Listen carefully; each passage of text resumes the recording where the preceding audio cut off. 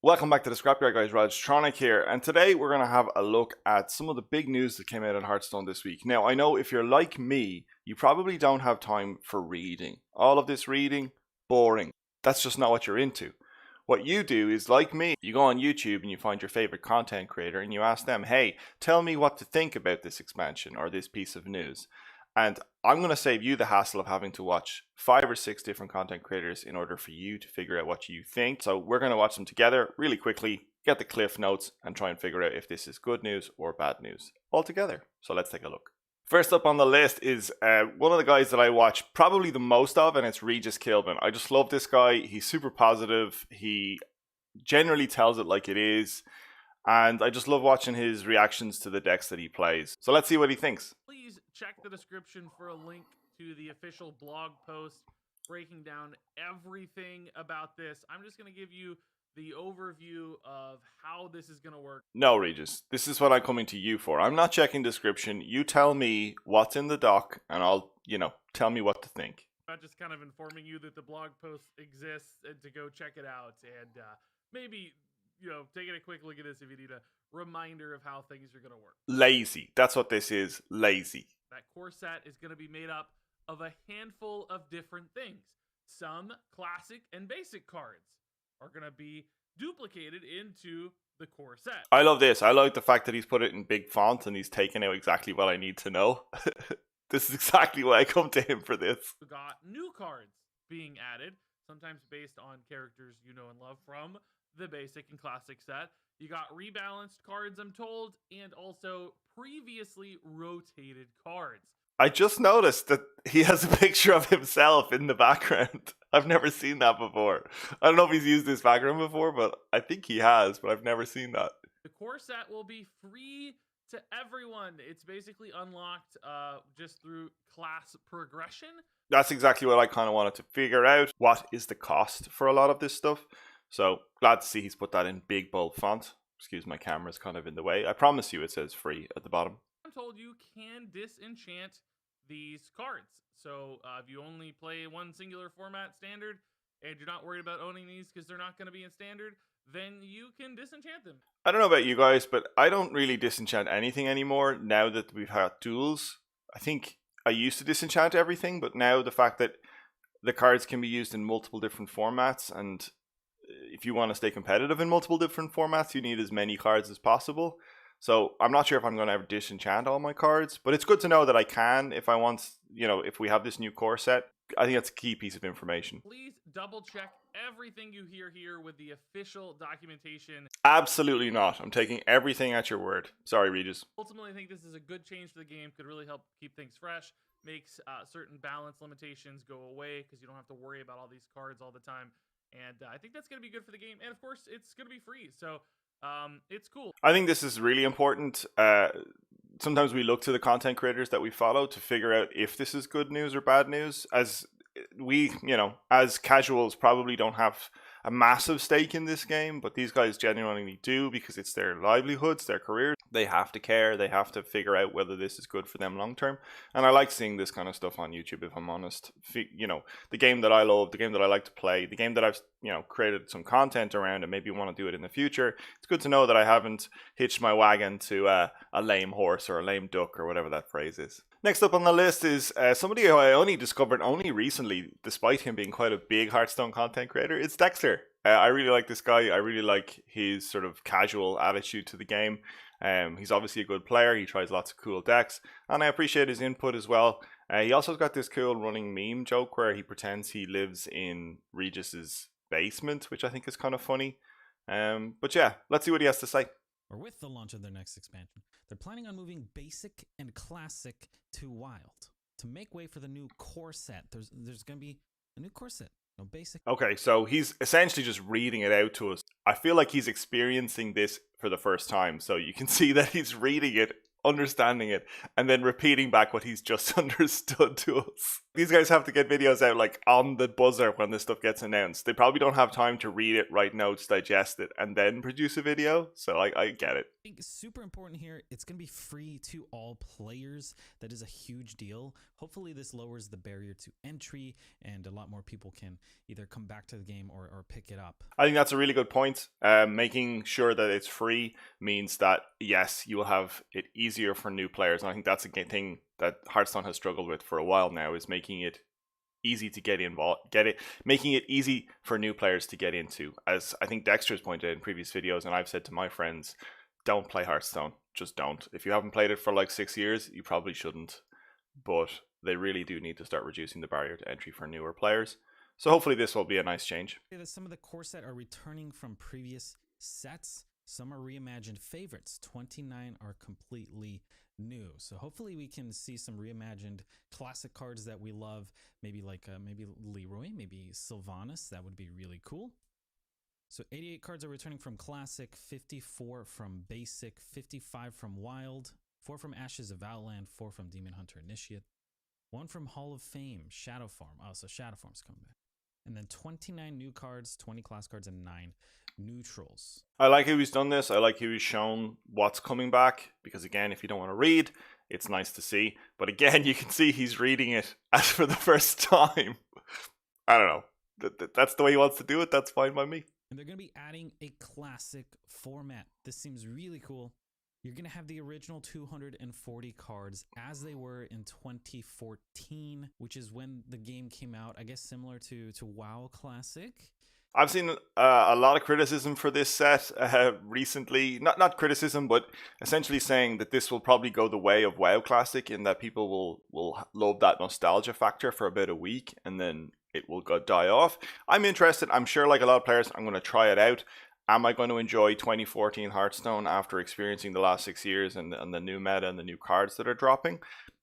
Who's to say? But it will be cool to kind of go back and play old decks that we would have played 7 years ago now at this point. I think it's really cool. Adding new game formats is always cool. I always appreciate it when they do that. I just have a funny feeling, and like a lot of people, I think this format will die out after a week or two if it's not updated and it's not refreshed somehow. But it's still nice to have 27 slots.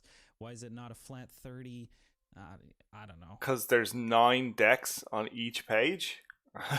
I think there's so many. I'm gonna link this if you guys want to go look. I'm just gonna talk about the ones that really stand out to me. All right. This is where Dexter kind of gets bored of reading this, and it's like, you guys should read this yourselves. I'm not reading it for you. I can appreciate that, but that's why I came to you, Dexter. Pick out the relevant stuff. That's all I want.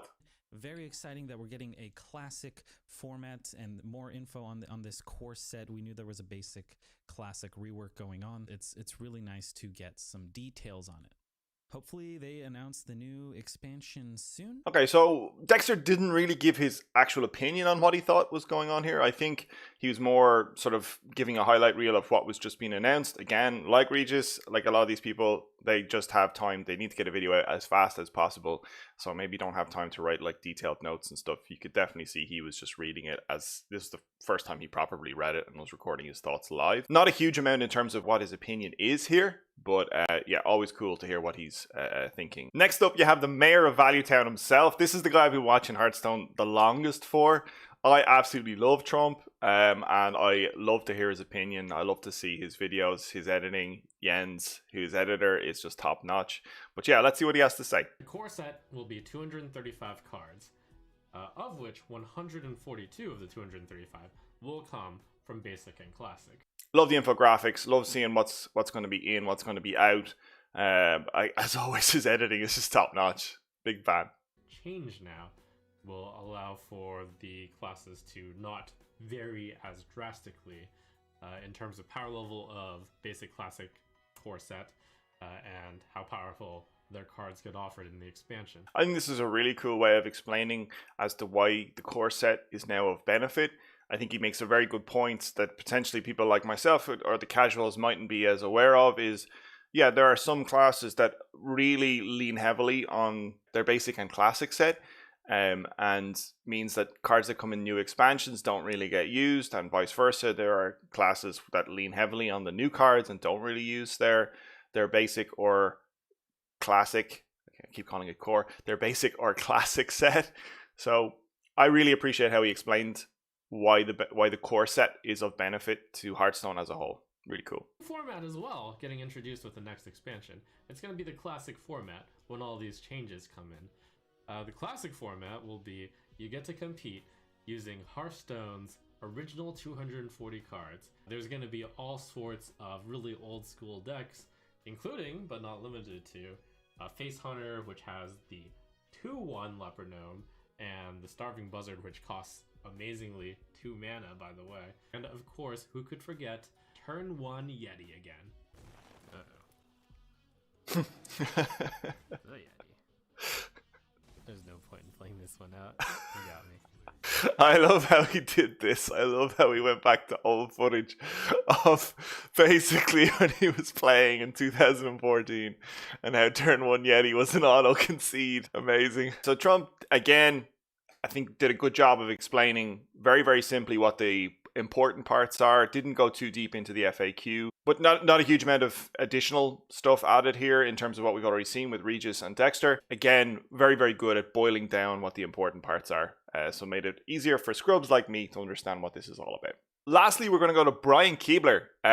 Provided the longest video that we had to watch through, but I think because he's been an advocate of the core set, and the thumbnail for this video is something like, "This is the best change that's ever been made to Hearthstone." I think this one deserved. He obviously wanted to go into a little bit more detail on his thoughts on this change.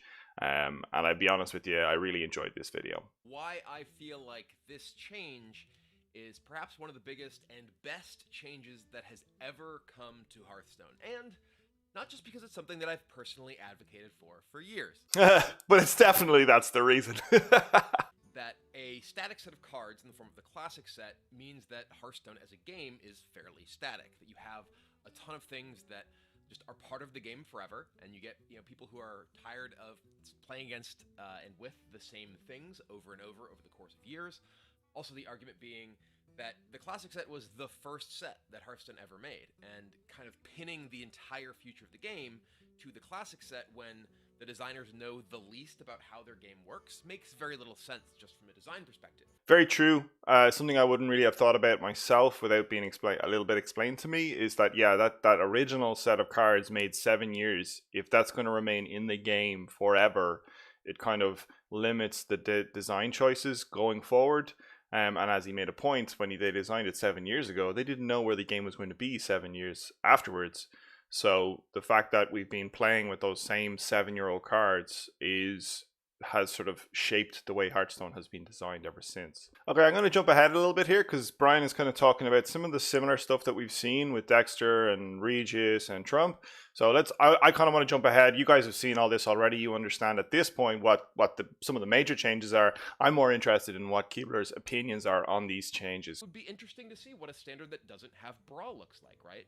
What if there isn't Brawl? What if Warrior has different sorts of mass removal? And, I don't think that we want to see a world where there's no mass removal option for Warrior, but where it isn't just always Brawl forever would be great. Seeing, that it changes the dynamic of how you can play against a class for periods when that card is not included in the core set. I think that's a really good example of a card that's been around forever. That means you've had to play around it forever. And what if you remove that card from the core set for a year? And how Warrior would evolve immediately. Now, maybe not Brawl as a specific example, but using it there as a specific card that has been in Standard forever, and we've always known to play around it on turn 5 or in the late game when we had a wide board.